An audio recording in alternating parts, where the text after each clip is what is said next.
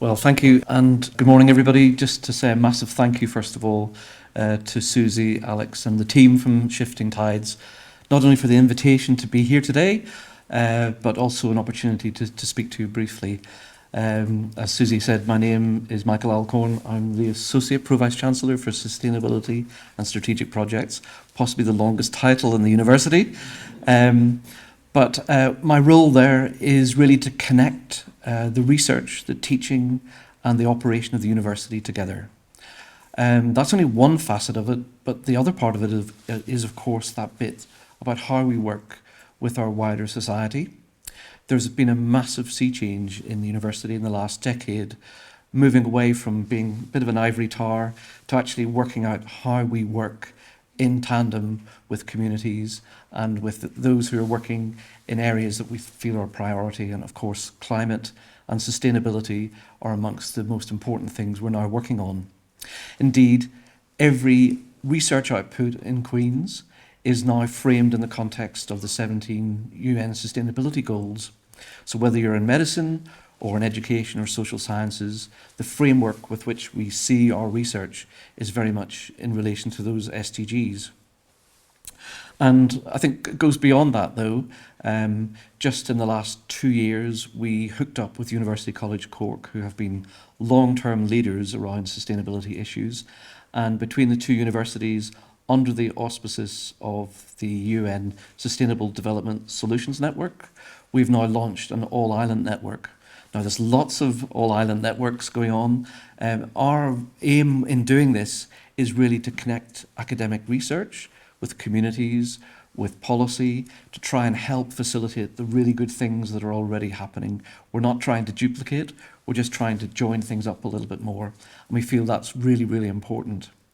And then on the back of that, of course, we've seen lots of really good funding opportunities arise. Just in the last couple of months, there was an announcement around two very major interventions. The biggest of that was Climate Plus, which Trinity College Dublin and Queen's University Belfast are leading. And that's both an all-island and an inter-island project that's really sharing and leveraging all of the research and engagement opportunities that's there around climate issues. As we've said many times, climate knows no borders, and this is the best way we have of solving all this.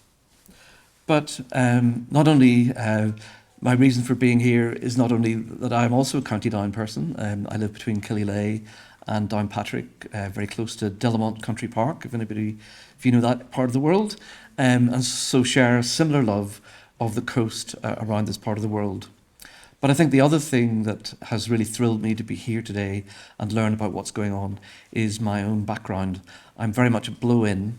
My background is not in science, it's not in engineering, it's not in health sciences, but it's actually in music. And I've ended up in a role in the university, kind of feeling a little bit of imposter syndrome because I don't have that research expertise, but I do have a real passion for bringing people together to try and work together, and that comes from, I guess, working in music for such a long time. That's what music's all about, is bringing people together to make music together, whether you play the violin or the triangle. Everybody has a role to play, everybody can contribute to something, and that's sort of the basis of the work that I'm doing. But for many years I was head of music, film and drama at Queen's, and it was only a matter of time in my sustainability role at Queen's that I would gravitate towards something involving the arts. And what it strikes me, and I see this time and time again, we've so much science going on and it's brilliant, so much data, it's fantastic, but time and time again there are gaps in how we communicate that. And I've seen so often that the arts is definitely the way to do this, and not in a kind of window dressing way. It needs to be something that really is fundamental to artistic practice, so that people actually feel, they're not there to kind of design something to just show off a particular project, but they actually feel really invested in the artistic practice as part of the project itself, and I feel that's really, really important. So it's been a pleasure for me to start to pull my artistic interests into that sustainability work.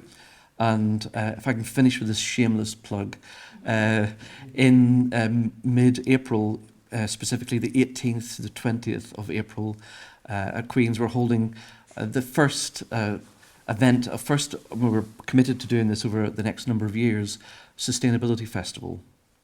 And it's really looking at the role of the arts and sustainability working together. We want to hear from practitioners, we want practitioners to be involved, we want to hear from projects, and indeed Alex and Susie from this project will be coming and sharing how this project is evolving as part of that event. Again, through Creative Ireland and other projects, there's a lot going on, but there's more people who want to become involved. And I suppose what we're trying to do here is use and harness all of the resources and the people within the university. We're sitting on a body of nearly 30,000 people at Queen's. How do we get those students, those members of staff more involved, more engaged with our communities? How do we start to link all this together? So that event is just one piece of a very large range of things that we're doing at the minute in the university. But that event, which is called Reach 24, is between the 18th and 20th. And we have policymakers coming, people who are project managers, artists, communities, just finding out what is going on across the island as a whole. I'm sure I'll have missed something this year, but we really just wanted to start somewhere and sharing some of the great work that's already happening. So thank you again for the invitation to be here this morning. And yeah, I'm really excited to see how the Mentimeter shifts as the day goes on. Thank you very much.